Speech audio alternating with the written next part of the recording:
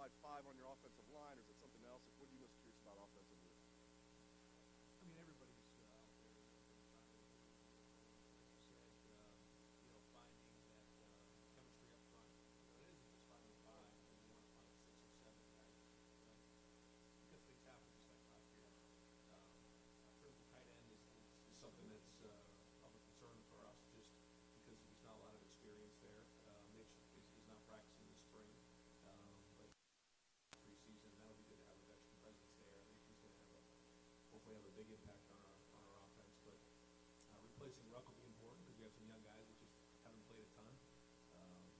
To see what G. Scott can do is he's put a year in, and some young guys are going to have to step up. So, the running back Position, obviously, Trey played last year, Mayan played last year. We didn't see him prior. He had a really good offseason.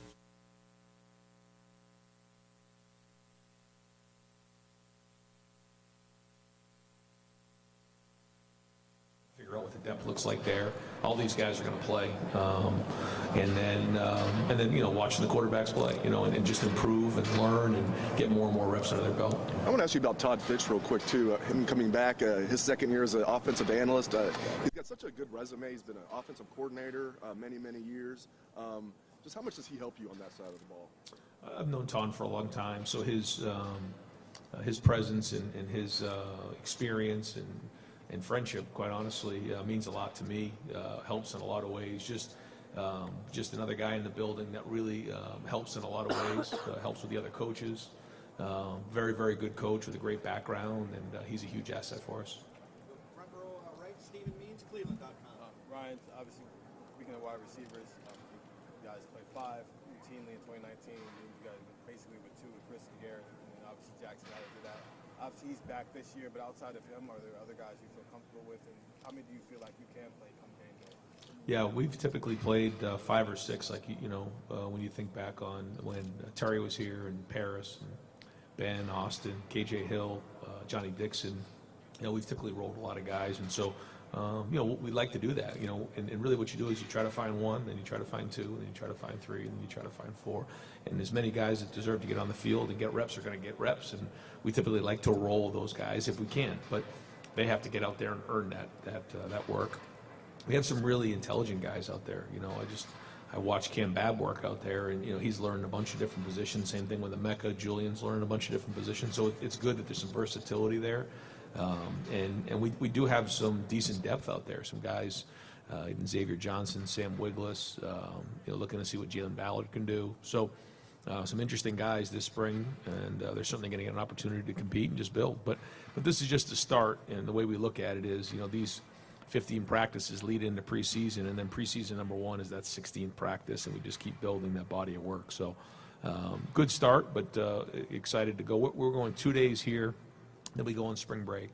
And these 2 practices are a little bit more of an OTA style, and then when we come back off a break, then we start to dig into the practices. And so, but this is a great week for our guys on defense to kind of dig into that, to the O-line to start to, learn about some of the new techniques and ways that Coach Fry is going to be coaching those guys. So it's been a good week, but across the board, guys are going to get a lot of reps and look to improve, and the wide receiver position is certainly one of them. It felt like Jaden, there was a bit more of a developmental curve in comparison to what Emeka and Marvin were when they got there. Have you seen that over the past year with him? He just got one of the most improved awards in the offseason with Coach Marotti and his strength and conditioning staff during our Champions lunch yesterday. He was recognized in that area just for his work every day, his accountability, and just physically his physical gains. And so that's huge for him, and he's somebody that could provide a huge boost to our offense because he does have the ability. So now it's time to go put it on the field. He's put a lot of work in these last 7 weeks.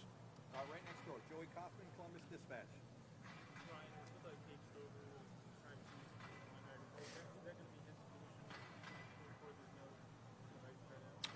There could be. I think he's trying to figure out how he may fit into the scheme, and we've gone back and forth on that. He may come over to tight end and do a little bit of work there as we go. I think he's trying to figure that out still. Which side he wants to play. He certainly, I think, is wired to play defense. If you asked him what he'd like to do, it is defense. But he also wants to have a major impact on the team, and If it's on defense, then great. But I've always felt like, you want to allow the opportunity for guys to choose where they want to play, because that's when they put their whole heart into something. Like Steele Chambers that made that move. That was his decision, and so I think he can be a tremendous tight end. I think he really put a lot of work in over the last year, and it's going to be up to him kind of what he feels most comfortable doing moving forward. No, probably wouldn't put a deadline on it. Even he played all year at tight end, and then in the Rose Bowl played linebacker. So he's very, very talented. Had an unbelievable offseason. Was an Iron Buckeye for us in the Champions meeting yesterday. And he's one way or another, he's going to have an impact on this team.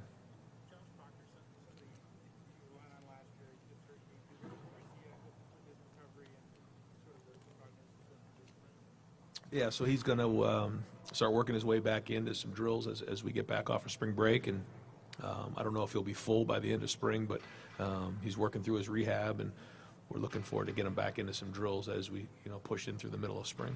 Over here to the far right, Austin Ward, Letterman Row. With guys like Josh or Cam Brown, what's the balance between getting fully healthy and learning a new scheme? That's what you hope for with somebody who's played a decent amount of experience. Both those guys have played in games now, so we're going to make sure that we always are on the side of getting them healthy. And there's still body reps, there's walkthroughs, there's meetings, there's opportunities for them to learn that way. And then there's all the whole preseason where we have a bunch of time to get going in that area. So we'd love to get them on the field, but we're going to make sure that they're healthy before we do that. Look at CJ Stroud and Wayne. It's looking rare for you to have a second quarterback. Justin's was marked by some other stuff. What do you think he could get out of this that you haven't got to give another quarterback time? I think you just understand at this point last year he hadn't thrown a college pass, so now he's got a whole year under his belt, and then you're kind of learning what to do, and now you kind of learn why you do it, and just a little bit more of a deeper understanding of things. There's a little bit of a Rolodex of plays under his belt. We're going to look at some new concepts too, some things that he can handle, and maybe put a little more on his plate on the line of scrimmage and different things there. So, when you think about guys who played in the NFL for 15, 20 years at quarterback, this is just year 2, and it feels great. You feel like you have a guy who's been around for a long time, and certainly here, we've only had that one other time with Justin. So it is exciting going into the season, having somebody who's played a whole year under his belt. Second row left aisle, Pat Murphy, 24/7 Sports. Ryan, staying with quarterbacks, obviously Kyle played some last year, but I imagine you still want to see more from him, and then you have Devin coming in for the first time. How do you kind of handle the backup job there to be ready in case you need one of those guys? Well, I was impressed with how Kyle came in today. I thought he had a good 7-on-7. He had a good approach, and kind of picked up from where he left off in the Rose Bowl practice, which was great. And then Devin, first day out here, again, I thought he handled it pretty good as well. For first day, there's a lot going on that first day. You're doing everything for the first time. So, the more reps that we can get these guys, the better they're going to be. You finally have, returning CJ, but you have a backup who's played, unlike last year where it was maybe some scholarship guys or non-scholarship guys that had seen some action elsewhere. But to have that luxury that you have a guy who can step in, who's been on the field, what does that mean as you head forward here? Well, we haven't had that, right? We haven't had guys, we haven't had a starter who had any experience going into last year. So to have somebody who's actually been on the field and played in games and has a whole year under his belt, that's a big deal, because you can't substitute experience. And, just being through a whole year, should pay dividends. And that should be, something that, we can use to our advantage. And, I think Kyle's had a good off season, so if he can kind of continue to grow as the spring goes on, that's huge for us. Far left, Bill Landis, The Athletic. Jerry told us Harry Miller's unavailable this spring. He's missed a lot of time.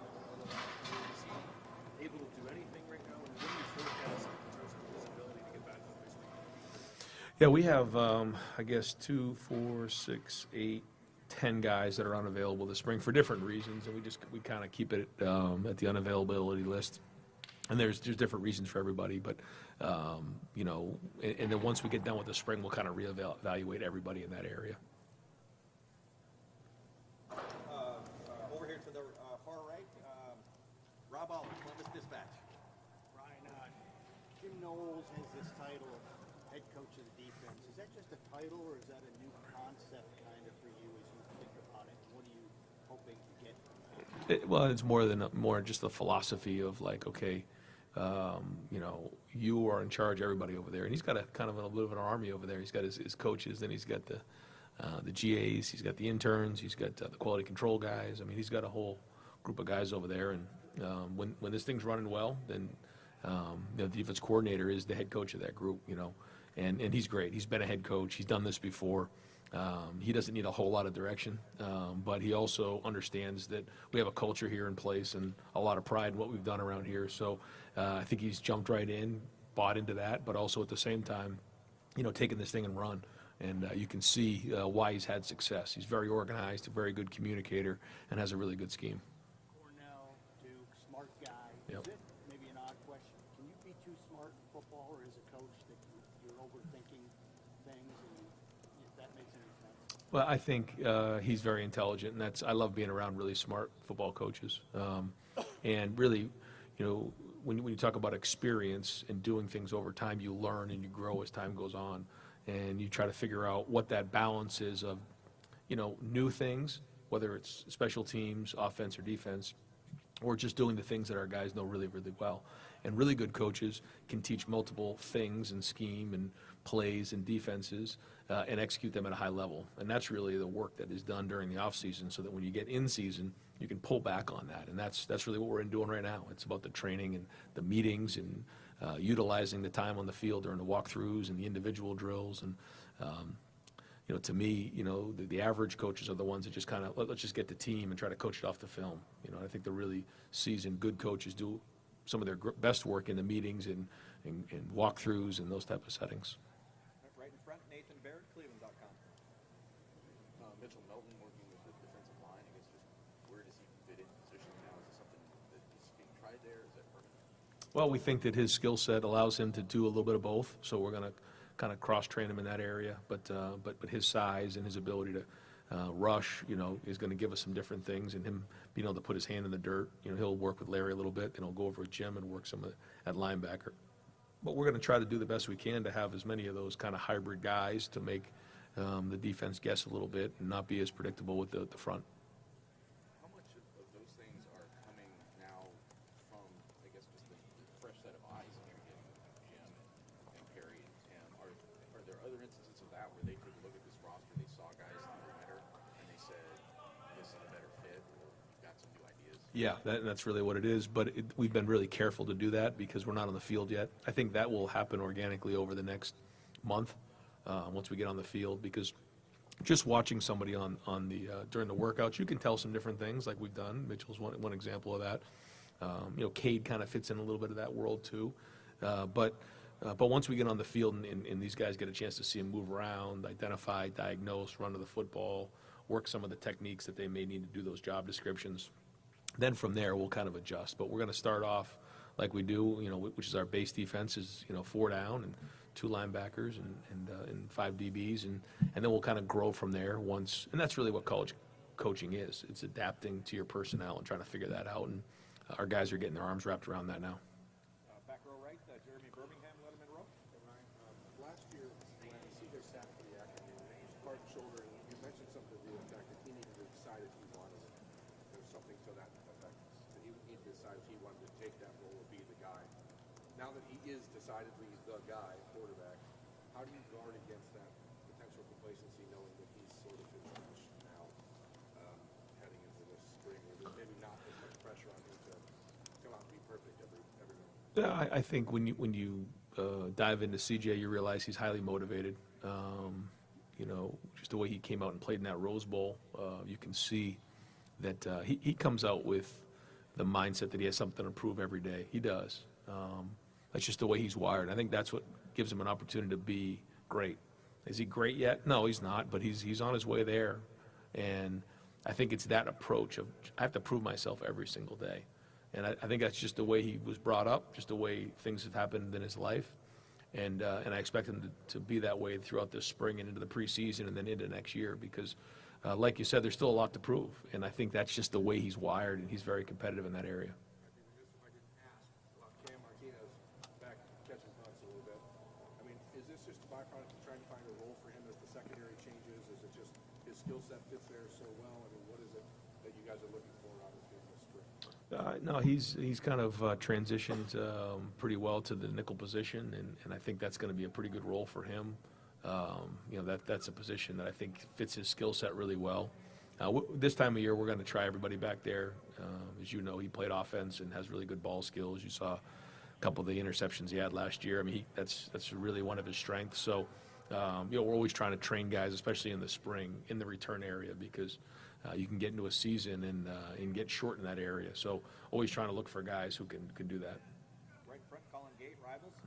Over the course of this offseason, have you seen kind of a different energy specifically with the linebackers, with kind of Jim Knowles in charge? Have you seen what you like, or what does that look like? Anytime you have a change, there's just a different approach and freshness to it. And I don't think that's anything other than just a new look and a new start. And so, anytime you're new like that, you kind of want to prove yourself and show your worth. So there's a little bit of that bounce in their step. I'm curious, obviously, Steel Chambers is coming into his first offseason as a linebacker.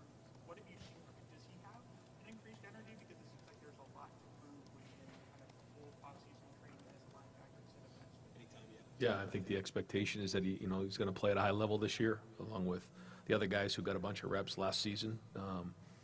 When you think about the year before, when you had Pete, Tough, Barron, and Justin, those were guys that the year before that one were okay, but then they came back in a really strong, 2020 seasons.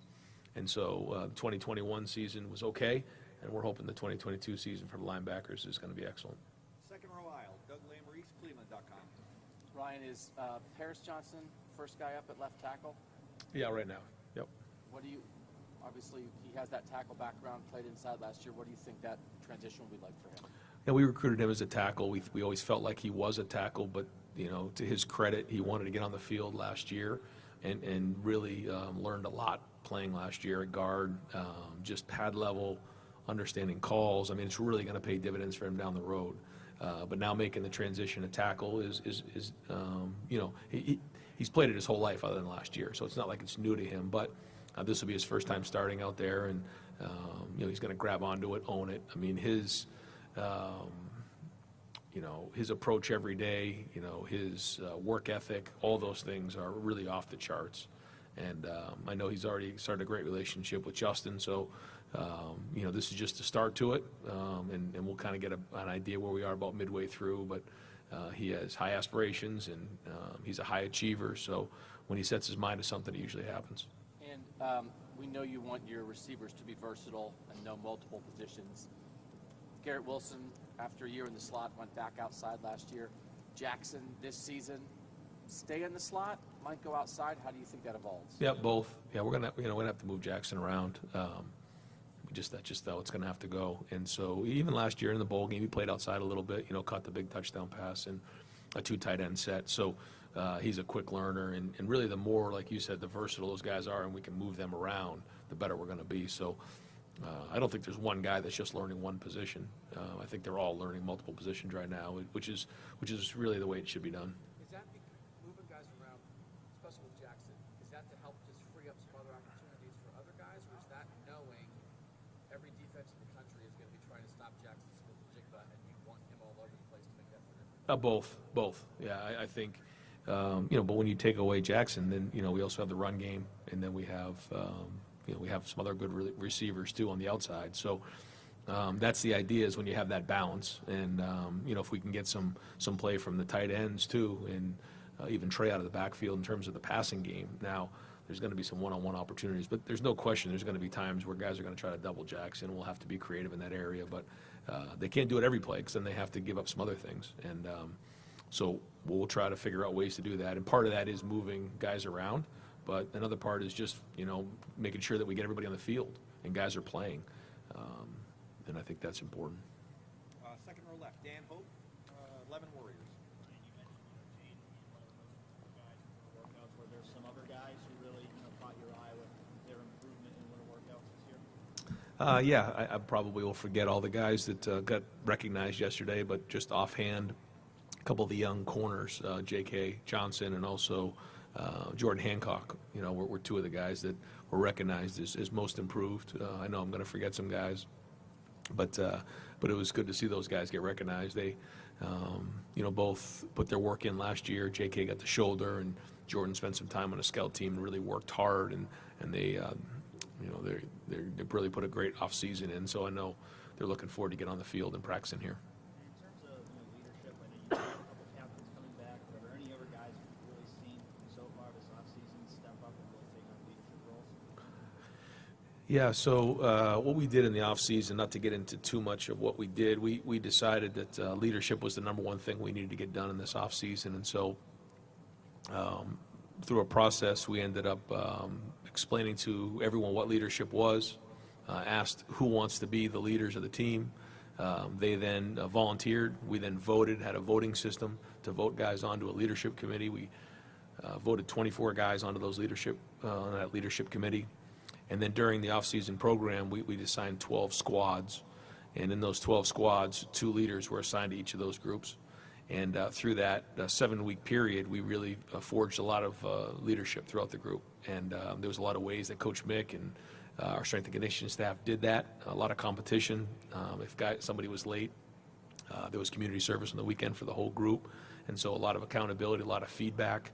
And I think this is probably the best we've done in an off-season of forging leadership. And that was a group of 24. Not that all 24 were great leaders. Some of them were, some of them weren't. But there was a lot more leadership based on what we did the last 7 weeks than we've had in a while, and that was encouraging. Right in front of him, Bill Rabinowitz, Columbus Dispatch. Yeah, kind of building off that. How much did you sense that as a need coming in after last year? Because, leadership, you had some leaders, maybe not enough. Did you sense that? Yes. Yep, and I think part of it was just how young we were. I mean, we were really green, and guys were just trying to get lined up and play and do well. But when you have a team who has the experience we have coming back, now you can put some more focus on leadership. And that's what happened in the second half of the Rose Bowl. Is the leadership stepped up at halftime. We didn't have that in the Team Up North game. It's just the truth. And so when you think about some of the games we've had here, like the Big Ten championship game against Wisconsin, we're kind of reeling at halftime. We come out and play really well in the second half. There's going to be opportunities like that, and we really wanted to kind of focus on that over the last 7 weeks and try to create as many of those situations as possible that when we get our backs up against the wall, we need guys to step up. And so that's been a focus and identification. I think we've really made a lot of progress there, but the proof will be in the pudding here moving forward. Today, obviously, you weren't in pads first time out here. You can't know a whole lot, but did you, just from your first impressions, did you sense anything different, just the vibe, with the new coaches on defense, or just anything in general? I mean, it was a start, like you said, it wasn't pads or anything. So we'll see. The newness of day one is always, something that's pretty, uniform across the board. Guys are hustling and everything like that. But we'll find out. The good news is, you don't have to teach everybody where to go and practice or where to huddle and all those type of things. Now on defense, that was all fresh and new, and I thought it was well organized for day one. But there's a lot of familiar faces out there, which is a little bit more of a comforting feeling than we did at this point last year. What kind of role do you think he can play this year? Is he fully healthy? Yeah, I mean, right now he's full go, and I could talk for hours about Cam Babb and what he's done, being a captain and everything he's been through. And so, we're, Cam Babb fans around here. Everybody loves Cam, and he's had a really good practice today, and so we'll just keep pushing forward. And if he can stay healthy, he's going to have an impact on this offense for sure. Got time for just a couple more. Right next door, Clay Hall, WSYX. Ryan, you talked about toughness being a cornerstone, and maybe that was the principal criticism after a couple of losses, certainly Michigan. How have you tried to up that issue, and maybe it's tied into leadership? Yeah, I mean, I think there's a lot that goes with that.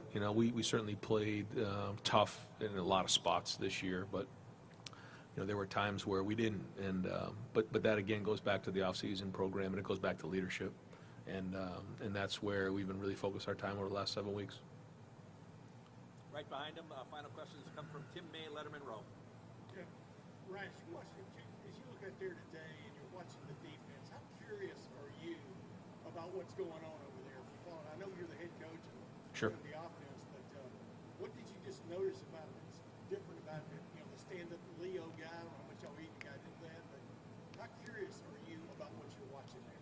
I mean, you can tell it's very well organized, and it's very well thought out, and there's a reason for everything. And I just like how everything's systematic about how they teach, and you can give different looks for the quarterbacks, and I think that's a good challenge for CJ, and it's a good challenge for us. But you can see where if you're not prepared for it, it can really give you some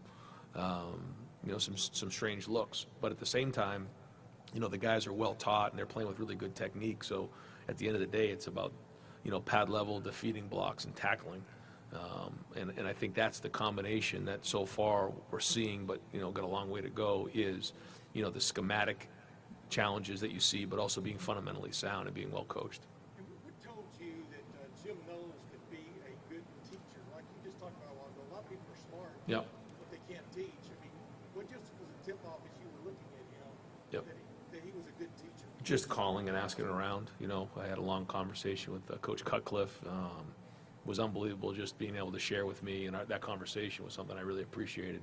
But in that conversation, he just kind of explained what exactly we're seeing right now, and a couple people that knew him and worked with him, and he's asked enough about people who have worked with him. You really learn about people when you're with them every single day, which is what we do during the season, and you just have to call and ask around the people who have been around the most. Hey, one other quickie. I would think the loss of Josh Crocker when he came last year so early was a big blow to this defense, what he maybe brought.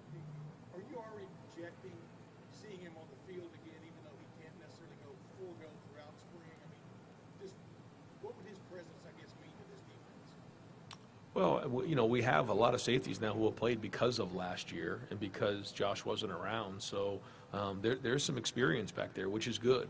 That I think maybe, when Josh went down early in the season, there was a little bit of a panic, but some guys stepped up and did some really good things. So it certainly will be great to get him back and get him healthy again. But we also have some other guys back there that have had really good off seasons and played well last season.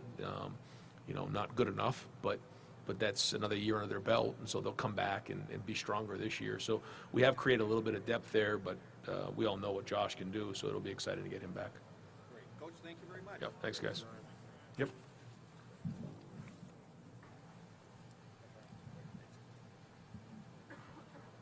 All right, we'll bring Coach Knowles up here.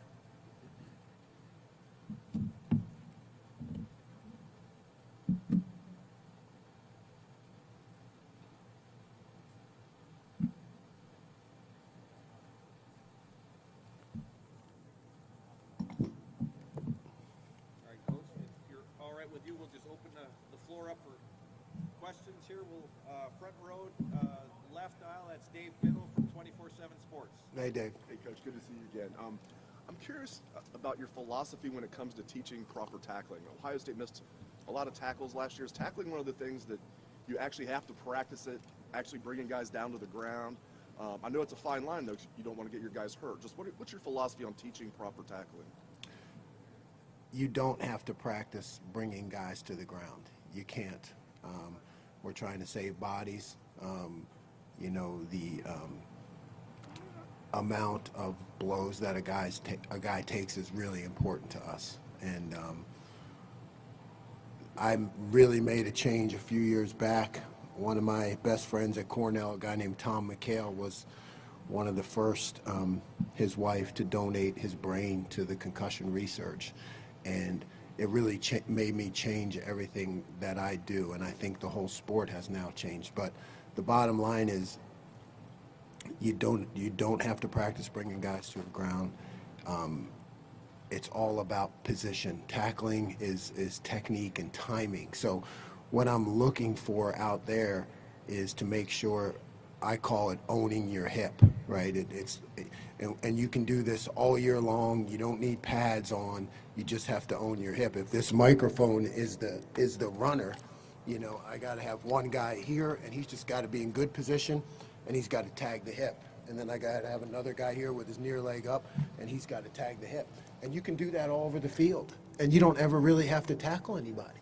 If you're in the right position and you teach them that it's okay to miss tackles if you're in the right position, Because when you're looking at it as a fan or a guy who studies it or reports on it, if you see a guy fly by and miss, but he's on the right angle, you're not going to pay much attention to it because there's going to be another guy right. You know, you're not going to miss badly. You're just going to miss, but there's going to be another guy right in position to make the tackle. It's the ones that stand out are when a guy loses leverage, right, and the ball cuts back and it looks bad and there's nobody else there on the defense. So it's all about timing and technique and angles. And if we're on them all the time about tagging hips and being in position near foot up. Now that's it. Like you have to mentally tackle even when you're not. You have to shoot, you know, I'm tackling. You got to, the adjustment has to go in your mind, to your foot, to your hands, and you have to say, okay, I'm going to tackle that guy right there.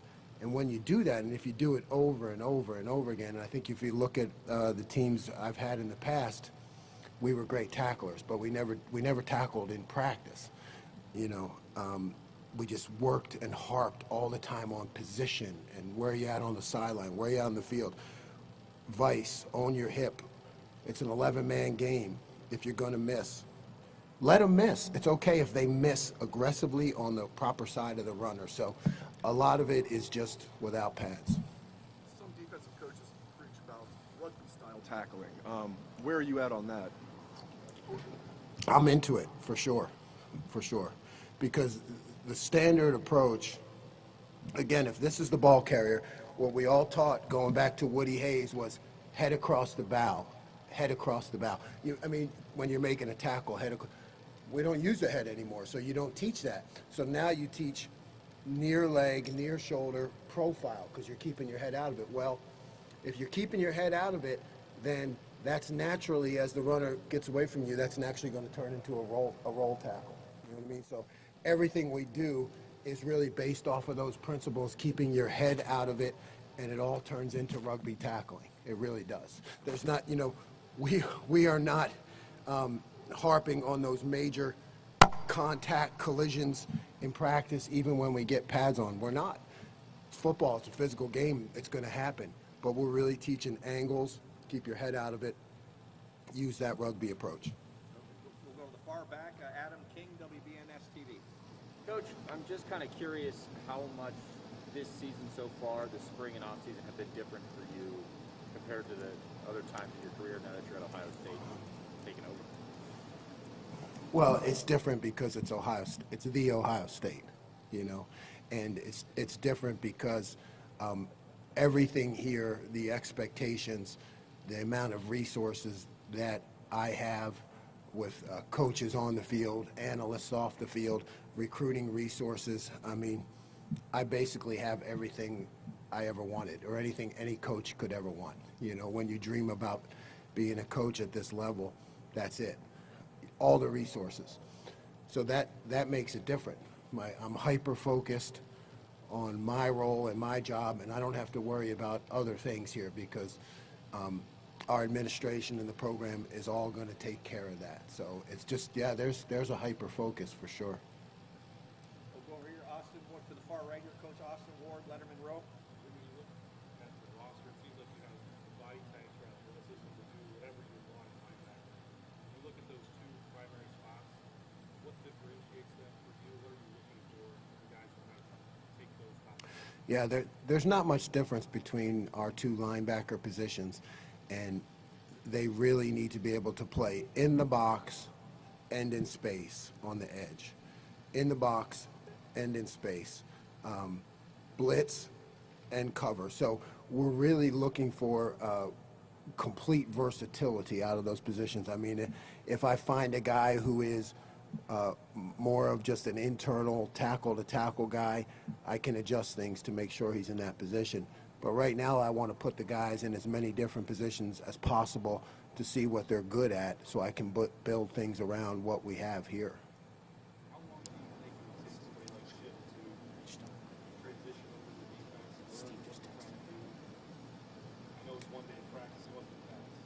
What sort of do you project for that? Oh, I think he's got great potential. I don't view him any differently than a guy who's played defense for the last 3 or 4 years. You know, everybody's starting on day one, and he's right in there with everybody.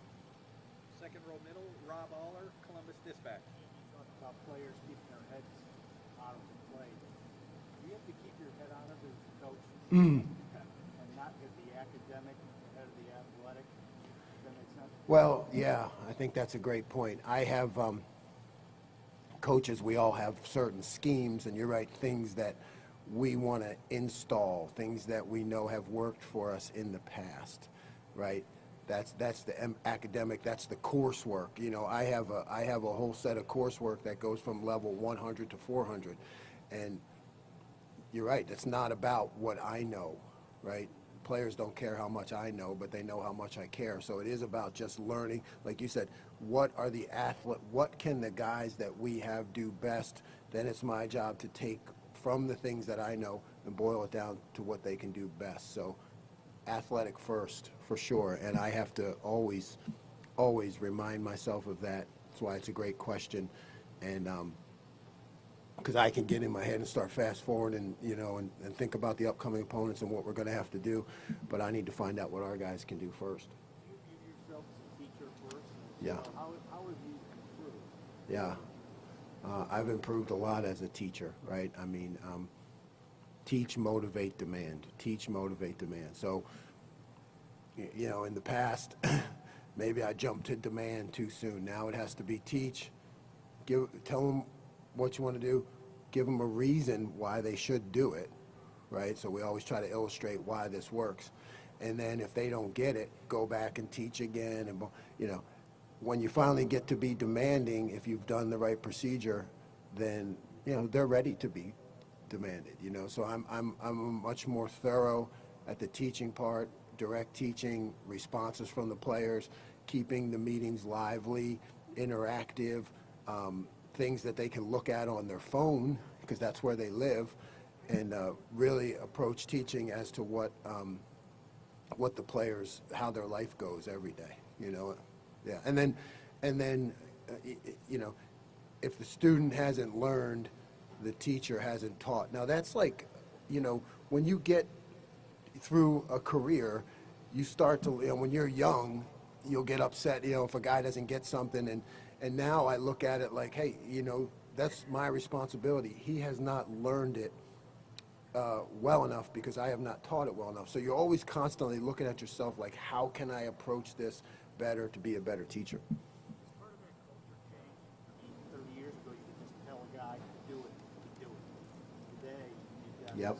they want reason. Yes, this generation wants reason, they want meaning, and there's nothing wrong with that. There's nothing wrong with that, right? I mean, that's good. That forces us to grow as teachers and show them the reason and give them meaning why they're doing something. Right next door, Doug Maurice, Cleveland.com. Jim, looked like Court Williams was working with the safety group today. I know it seems like he has some linebacker skills, some safety skills. How did you evaluate him as a player and figure out the best way to use him at this point? Yeah, I think right now, from what I saw, Court from last year and his leadership skills, this is a safety-driven defense. It really is, and he's been playing a lot at our boundary safety position, which we call bandit. We feel like he can get into the run fit there when we want him. We feel that he's a guy he's a leader. He just off the field. When I watched him in the weight room and work, he's a worker. He's a leader. So I like him. I like him with more depth and vision to be able to see the ball and to control kind of the movements of the secondary. And then the jack position, when you guys are at practice, do those guys work more with the defensive line or more with the linebackers? And who are some of the players on this roster that you think can fit that spot? Yeah, haven't even gone there yet. So, I mean, I can't answer that question because we have not gone there yet. We've just started in true 4 down, because that's what we've been here at Pat in the past at the Ohio State. So we're going to take that at least for the first week and just stay in 4 down. So we haven't gone there yet. We're going to go front row left, Bill Rabinowitz, Columbus Dispatch. Obviously, just the first day, not pads, not tackling. But could you sense the difference in just the caliber of player, of athlete that you're coaching out here? Well, I mean, yeah, we have speed everywhere. We have size everywhere. The the way guys move on a football field, it's impressive to me. Obviously, day one now, it's my job to mold that into a cohesive unit and a defense.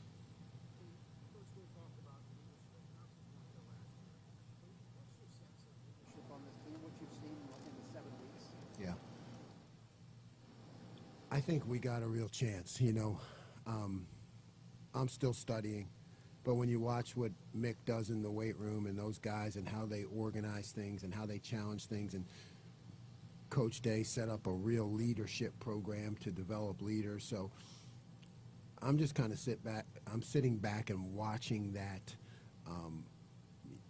because my job is defense, but what I see is leaders all over the place and guys who want to be leaders. So I think we have a real chance in that area. Right next door, Clay Hall, WSYX. Coach, how are you? Welcome.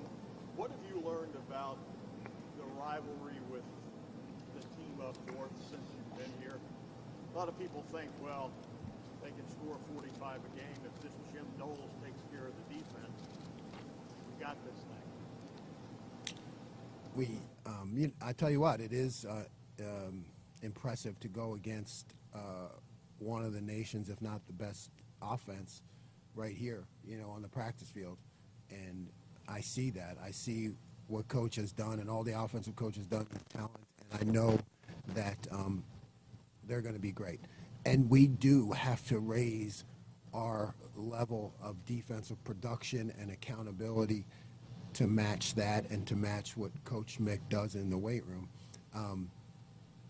When we do that, everything else will fall in line, but I'm just focused right now on installing the defense and teaching habits and competition, and that's something that we have to do all the time. Habit of how we run on the field, how we run off the field, how we finish plays. That's just the habits that have to go in order for you to be good. That all starts on day one.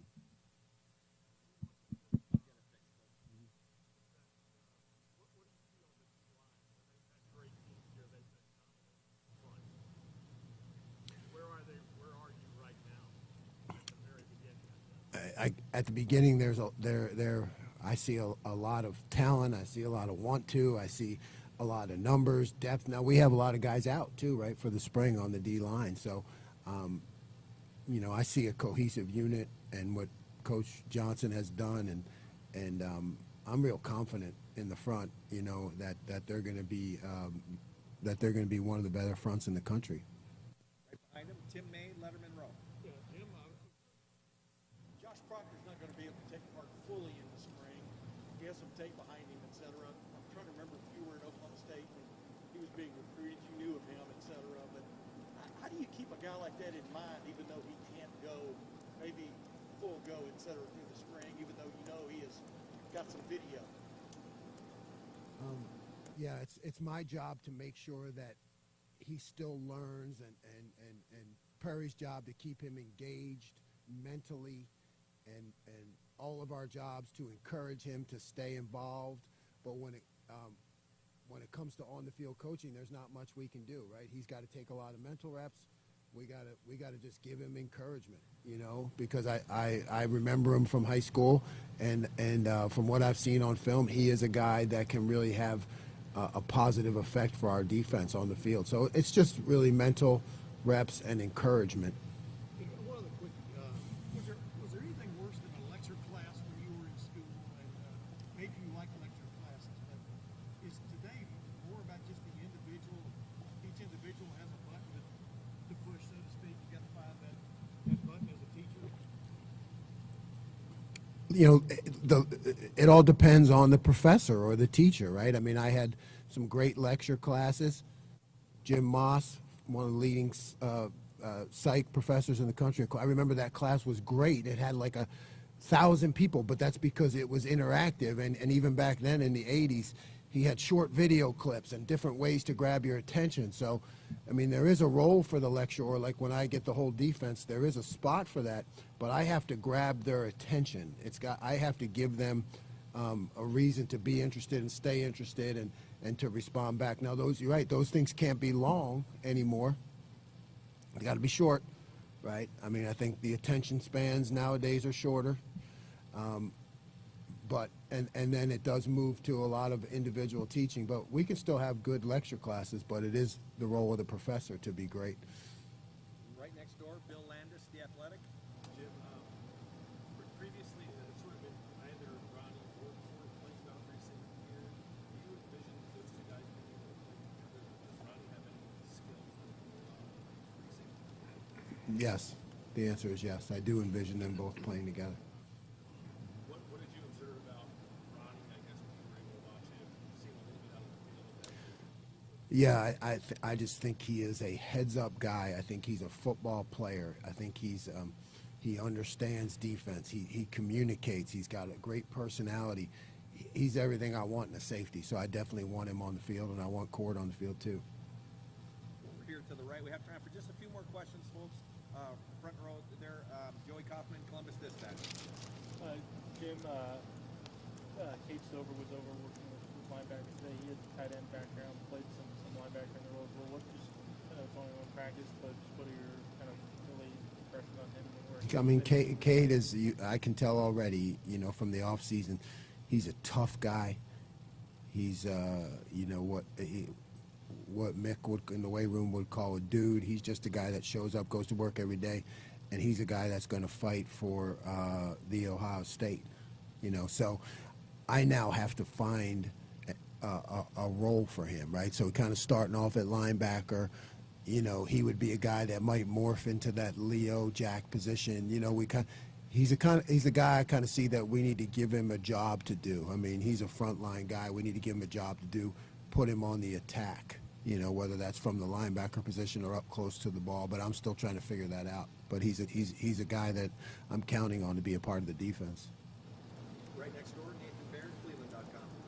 Just wanted to flip real quick. You said you started the fourth front this week, but you will eventually add that hybrid position, or that's still up? Yes, okay. We'll add it. Okay.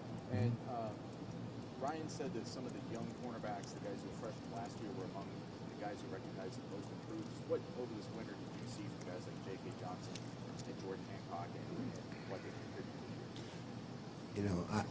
I didn't know them in the past, but I see them as becoming mature, really quick guys, athletic guys, quick, as I watch them in the off-season work. And they have a willingness to get better and to take coaching, whether that's in the weight room and on the field. So I just think there's a ton of potential there. We'll go over here to the far right, Colin Gave, Rivals.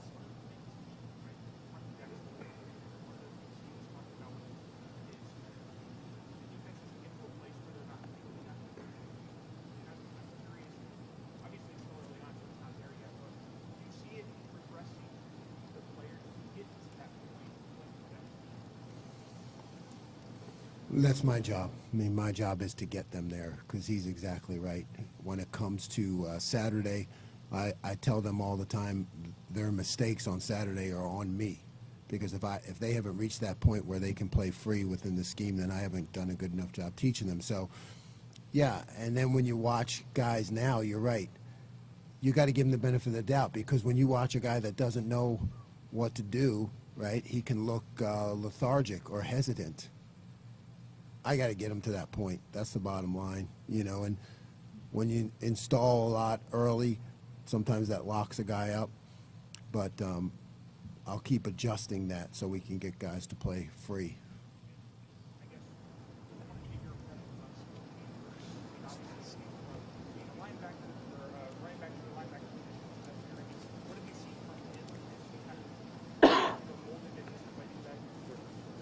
Yeah, I like Steele a lot in terms of his attitude, his athletic ability. He's got a bright light in his eyes. He's locked in. He wants to learn. He's always there. He's up front, sitting on the edge of his seat. He seems like a guy that will become a great player, and I'm excited to work with him. And final question, Spencer, did you have one? Yeah. Yep. Spencer Holbrook, Letterman Row. I'm sure Tanner was a pretty good resource for these guys during the mental process of winter workouts and everything, but how much more important is he for you to use as a resource, but also for these guys on the field to try to quickly acclimate themselves to exactly what you want from your defense? Yeah, Tanner, I'm really proud of him. He came in here, didn't say a word, and Coach Mick gave him a high honor at our champions banquet. For a guy to come in and get that honor, I'm really proud of him, and to be a part of his life. But yeah, he's that guy who can talk to the players not only about scheme, but he can talk to them about me too. Day one, if I go from being Mr. Calm to, running around and screaming, he can say, hey, that's just Knowles. Chill out. He's fine. That's just the way he is. Don't take it personal. He just wants you to get better. That's, to have a guy their own age who knows me as a person, and he's going to, he's going to be able to tell the guys a lot about me, not just as a teacher and scheme, and he can teach the scheme, but he can tell them about me and how I operate and who I am. One more. A lot of the attention goes to linebackers and defensive ends moving around in this defense, but what do you expect as the defensive coordinator, and what do you look for in your defensive tackles that make you know that they can play in your system and complement the linebackers and defensive ends? Yeah, and this is exactly what Coach Johnson has taught all along for years. You just want guys that are going to get off the ball and are able to play aggressive and, create havoc for the offense inside. You want guys inside that just cause problems for the offense, that when they look, they have to find ways to double team, because they're worried about the penetration and the plays that guys are going to make in there. Just a logistical question. Just so Ohio State fans are using your vernacular, are you using the same terms for the positions on defense that you did at Oklahoma State? And would you just mind running through those again when we reference guys? Yeah, I'd say the terms are a little different, right? Up front right now, because we haven't created a float player yet, we're using a rush end, a tackle, a nose, and an end. So R, T, and E. Mike and Will at linebackers. Our boundary safety is called a bandit. Our middle safety is called an adjuster, and our nickel is called a nickel. So that's different. That's different than it was at Oklahoma State. So sometimes when you move, you look at what you say. Well, I can really say this better. You know what I mean? That's so. Instead of calling the bandit like we did at Oklahoma State, he was the free safety. Well, the bandit is the boundary safety, right? It makes sense, B. And then instead of make that middle safety, we call him the adjuster, because he is the guy that has to really adjust to the formation. So there's things you get to do when you take a new job to make things better for the players and understandable. Great. Coach, thank you very much.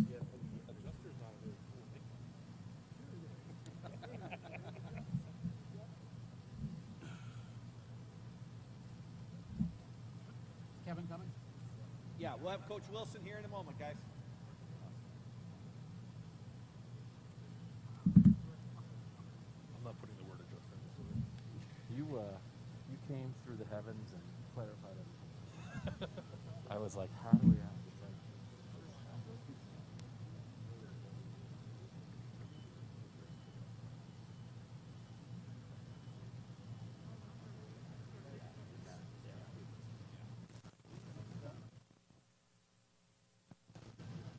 That's Alistair.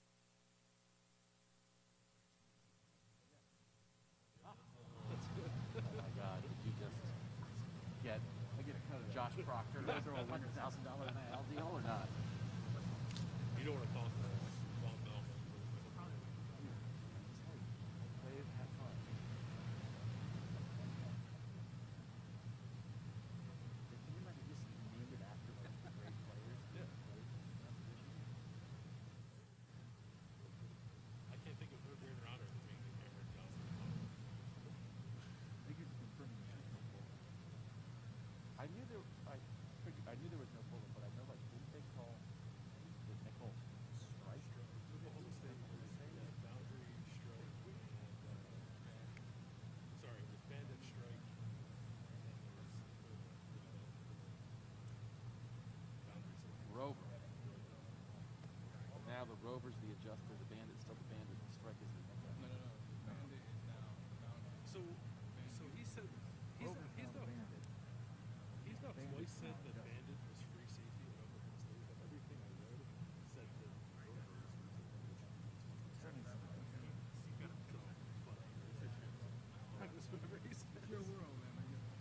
But bandit's down.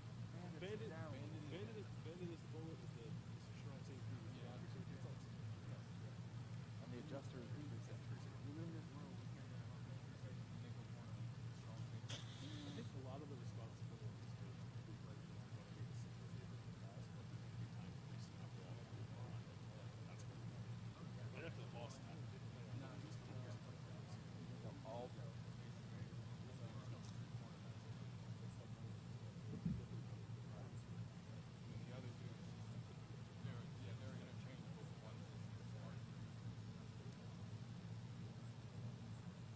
But the stand-up rush end is, he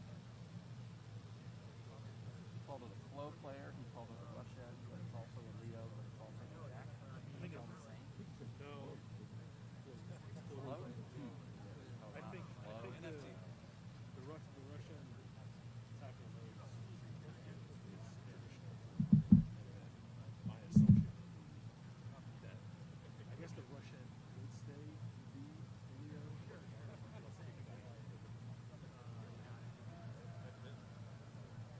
like from what I understand, the Leo takes the place on the side.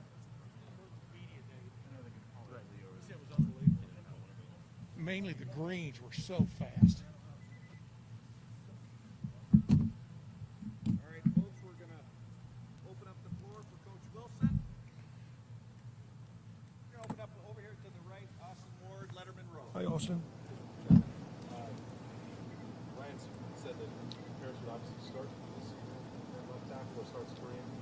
You guys said the problem. Do you view that as the right spot for Paris? I don't know.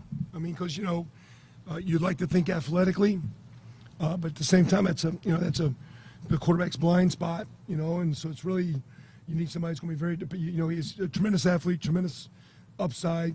He comes in highly rated in the recruiting services and the skill set, but much like Nick Petit or Thayer and those guys, Josh Myers, I believe he started a lot of games this year. He don't play the first 2 years. It takes a couple years. Paris has already played a lot in year 2, but it's inside, so he's got some experience, but now it's different stresses. So I just think you go through spring. I know Justin will do a great job with him, but we'll need a consistent player out there in between he, DeJuan, or Zen, or even Donovan Jackson. If he needs, the most consistent player will probably be at left tackle. And right now, he's starting there with the opportunity to prove he's going to be that guy. You would expect him to. Ball's in his court.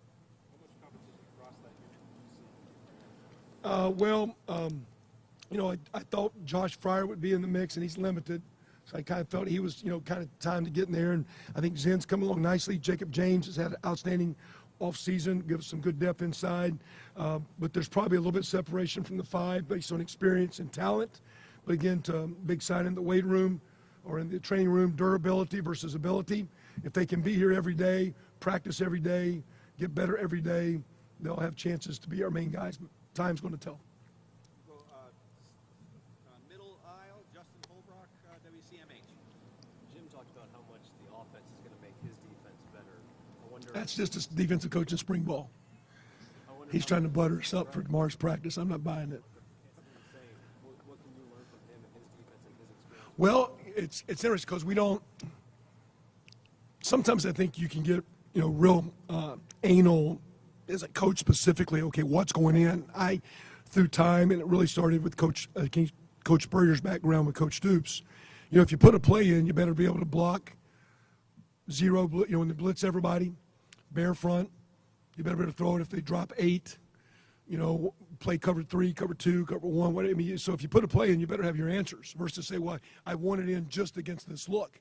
No one plays the same looks. No one plays static football, standing still. So, you know, we were saying the first couple of days here we want to do some walkthrough, and we really didn't know what they were doing. So you're actually, we're watching Oklahoma State cut ups. Like, okay, what do they play to this formation? What does it look like? What's their alignment?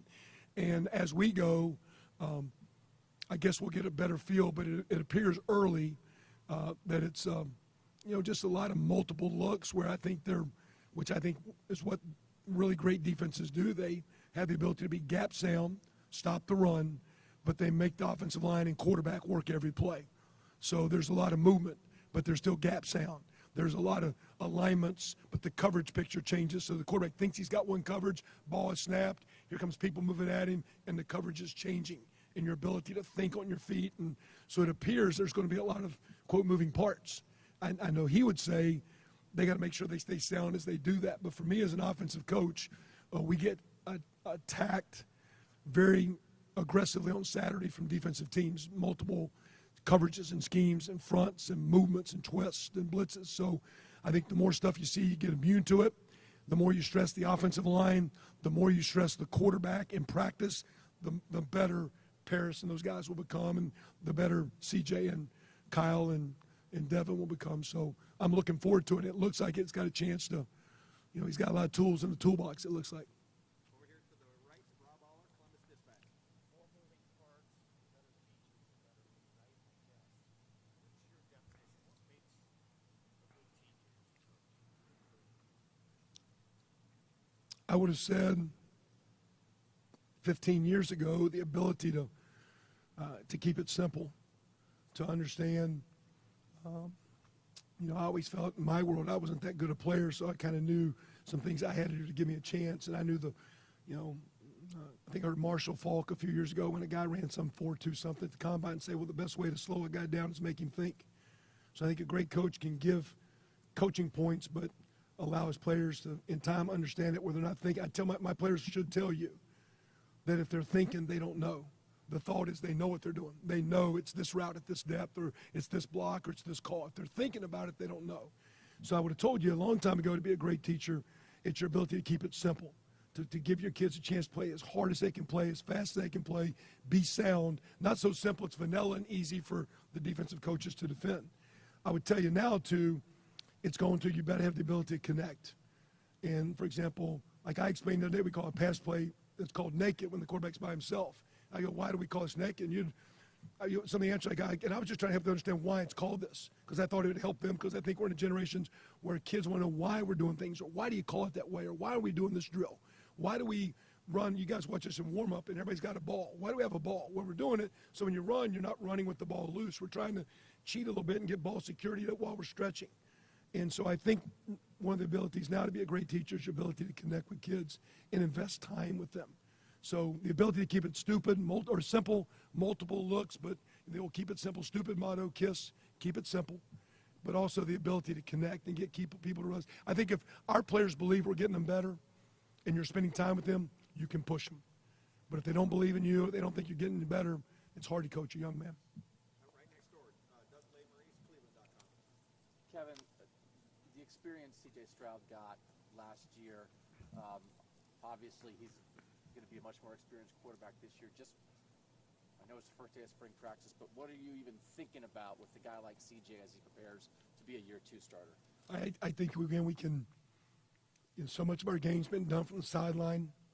We're making calls. I think can be more on his plate where he can handle the ability to adjust plays and protections where sometimes we would do that. So the player could just keep his eyes on the defense. Sometimes, again, the more we make him think, the more we, this just hard to take the right drop, throw the ball in time because I'm thinking about all these checks I got to make. But he can handle a lot mentally. He is extremely gifted and talented, but he's equally as smart and equally aware on the field. His ability to see and put it all together is uniquely high.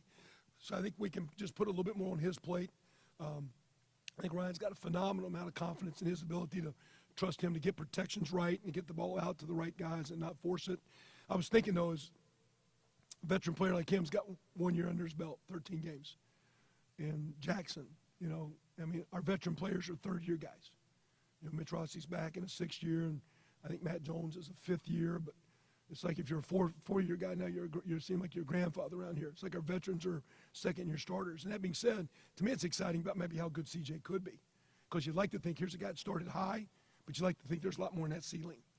And I think as he goes with Coach Day this year and Coach Dennis, it'll be interesting, Coach Fitch, how far we can push he and some of our, because I think our most gifted, talented players, a lot of them are very, very, DeJuan got 1 year of football starts. Paris, 1 year of football start. Luke Whippler, 1 year. All of them going to be outstanding players. But where can we go as year 2, year 3 veterans and make another big jump and maybe do the things that the truly great teams start to become? Over to the far left, Bill Landis, The Athletic. Evan, what stood out to you about Donovan Jackson the last year? Well, when he showed up, and then he was about as athletic as most I had personally seen with an offensive line. He's not maybe 6'6", but I had a guy who plays for the Niners named Trent Williams. I'd tell you he's probably the best player I've ever been around. He still is like that. I mean, he's ridiculously. I mean, Donovan's not there, but he's got some skills that are like, wow, like that's not an O-line skill. That's an athletic skill. He showed up with skill. He showed up with a lot of maturity. Like he doesn't practice like a first-year guy. He doesn't practice like a guy just got here to high school. He's not practicing now in spring like this is my first spring. I mean, he's a very mature kid, very, very smart, like we're talking CJ. He's got a high cognitive ceiling, but he's got a high skill set. And he's got some developing to do, but he is as talented, as gifted, with as high a ceiling as anybody walking down on this field today. He's got a chance to be a real player.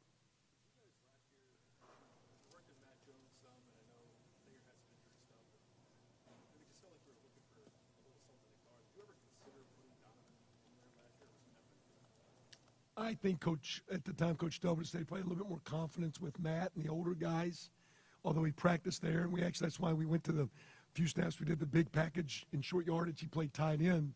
We were trying to get him on the field some. And I think, probably just green enough. He didn't get spring ball, but he was good enough to get in the mix. And at the same time, those guys probably a little bit more time on task, probably a little bit more trust in those guys. But I don't think I would have not have had, we got to play Donovan now. Don't run this player, run this protection. To me, I wouldn't have blinked if he was in the game and would just play no matter who we were playing, when we were playing. I thought he probably would have played at a high level, and I expect him as a first-year potential starter right now to be a guy that plays at a very high level. He is a very gifted, talented player, and not just physically. He's got some stuff in his heart, and he's got a chance to be a special player. Right next door, Tim Means, Letterman Row. Tim, as you guys, you and Ryan, and y'all went into this spring and stuff, what is it you definitely want to address with this offense moving forward? What is a shortcoming y'all had last year that you want fixed? I mean, what is sort of the goal in that regard? I think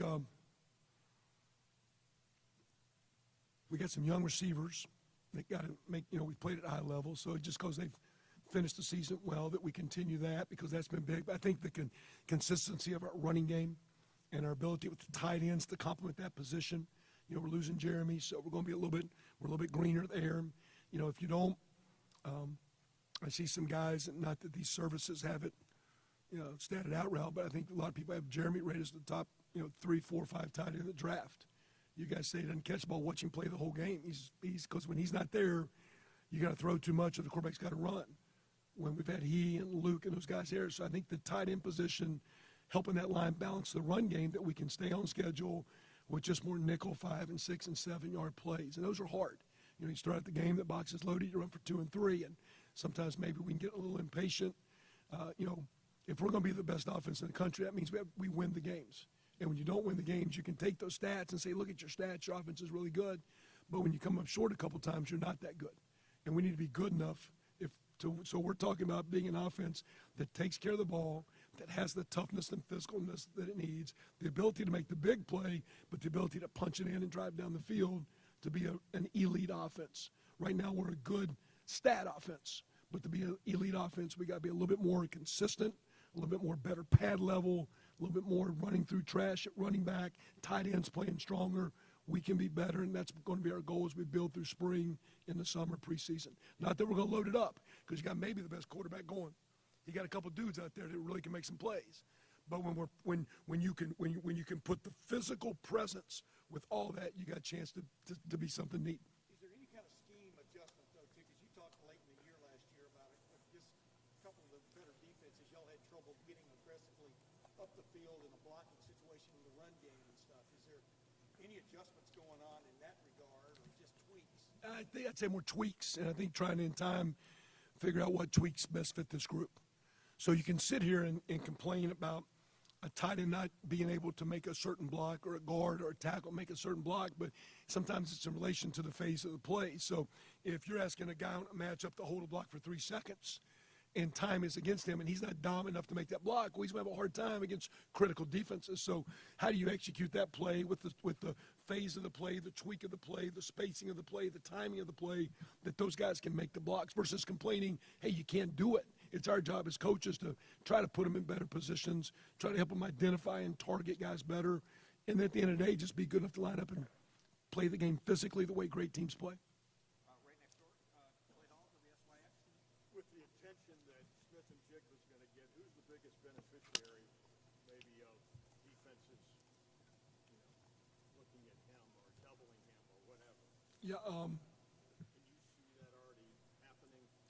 Well, not from practice, but, I mean, you can visualize. I mean, yeah, at the same time, if you're running the ball well, when you're taking 2 guys to cover 1, you got a chance to have some issues of now is the running game out-gapped.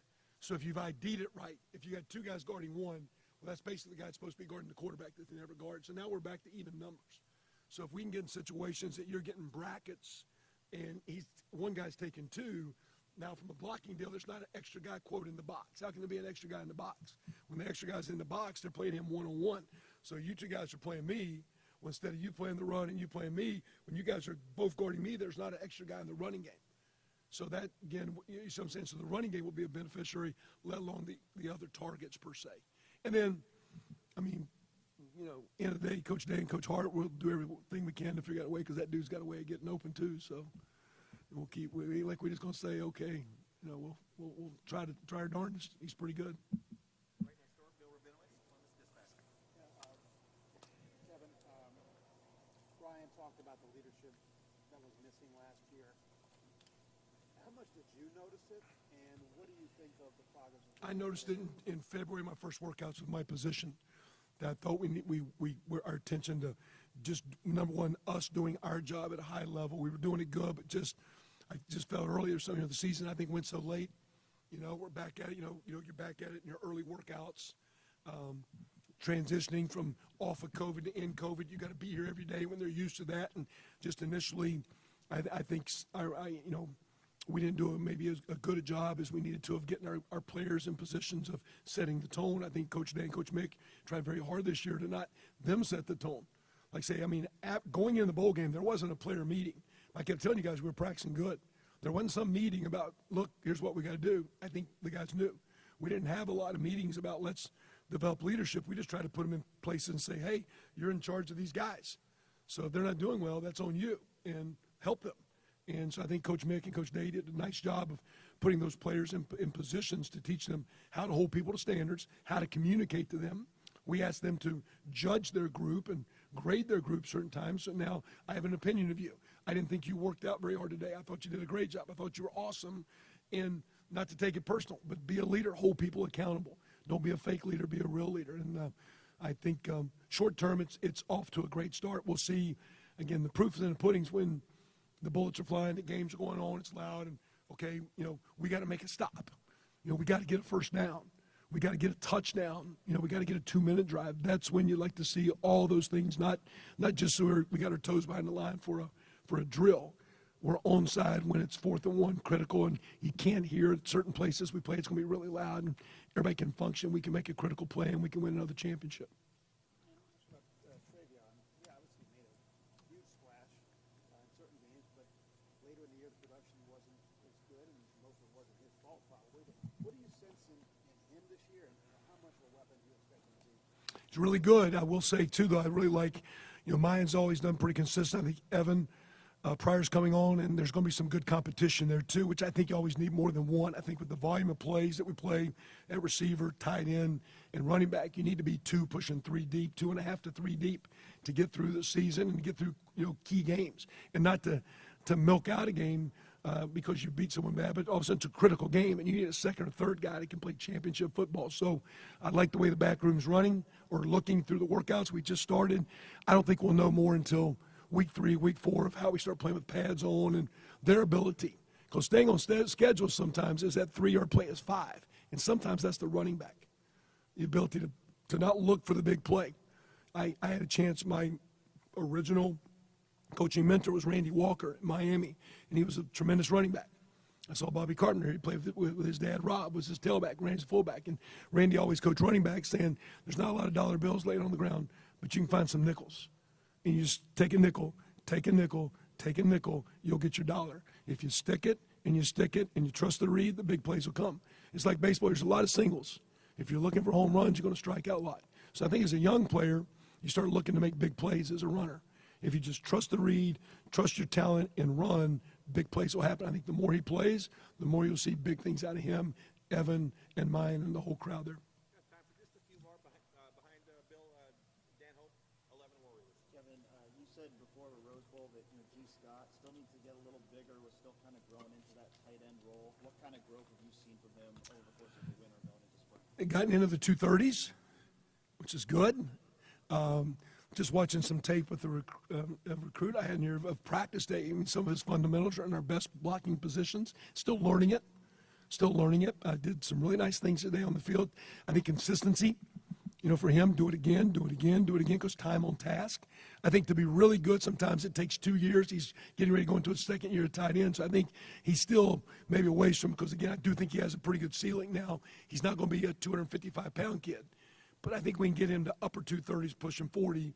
He can handle some of the blocking. He does have good receiving skill set. Guy that we can play.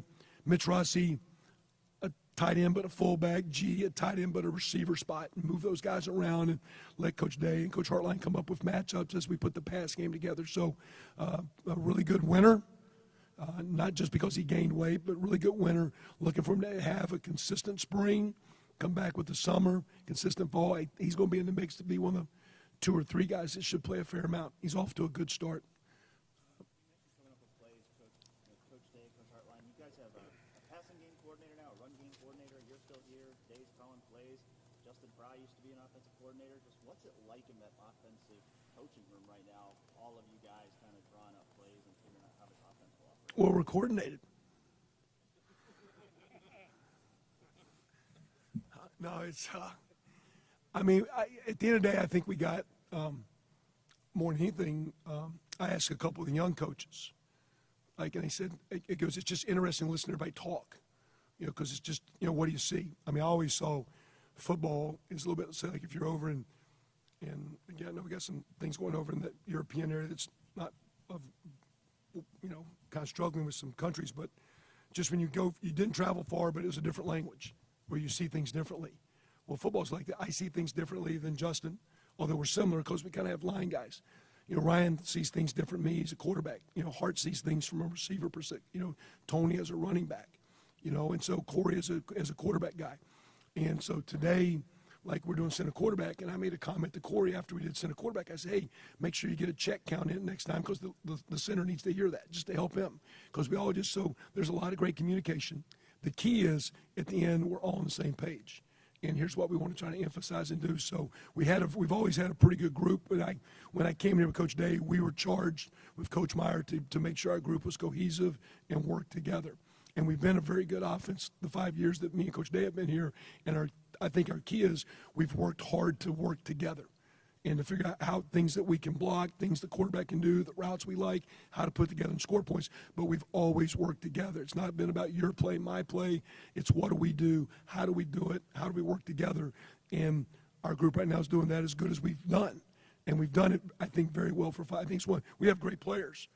But I think our ability to work together, prepare together, put them in good, the way we practice, the way we teach, has been very solid. And I think right now maybe it's as good as it's been.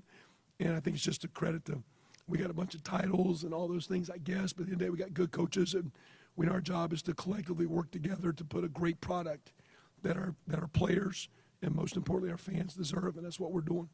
Over here, front row right, Joey Kaufman, Columbus Dispatch. Kevin, you talked a little bit about G earlier. Are there other guys at tight end you're looking at this spring, especially with Mitch being out, to kind of. Well, Joe's done well now. I think Joe's kind of on that verge of 2 years, and he's kind of knocking on the door. It's kind of nice to see if he can swing through, and between he and G be our two kind of primary Y flex guys. Sam Hart, a little bit of a bigger guy that flexes, but more of an inline player, and then Bennett Christian that we signed early, and he had a little ankle injury right when he got here that he's now practicing, but he'll be full go after spring break. So those two guys will be like kind of the big guys.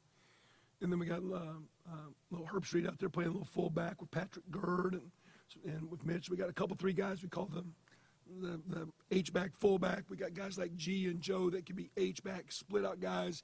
And we got guys like Bennett, and we got guys like Sam that are Y guys that we can flex out. So we got about 6. It'll be interesting. We'll play to the strength. I think last year's the best year since I've been here. We played to Mitch Rossi's strength. We played to Cade Stover's strengths. I think we'll keep doing that with these guys. But I think we need to go through some padded practice to see what they – but the better, not because I coach them, I'm just telling you, the better the tight end position does, the greater the offense can be because we take stress off the O-line, we take stress off the run game, we take stress off the quarterback. And when we're not there and it's 4 wide and they know you're throwing 10 off your rush, or they know the quarterback's got to run RPO, you're much easier to defend.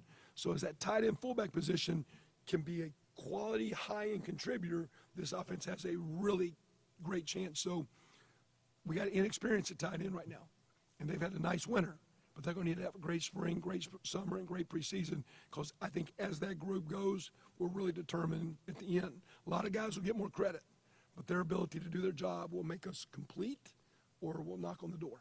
I wanted to ask about Jackson's defensive big as well. Ryan mentioned that he obviously played slot last year, could play some slot, could play some outside. Where do you see him kind of move forward in year 2 for him? Well, I mean,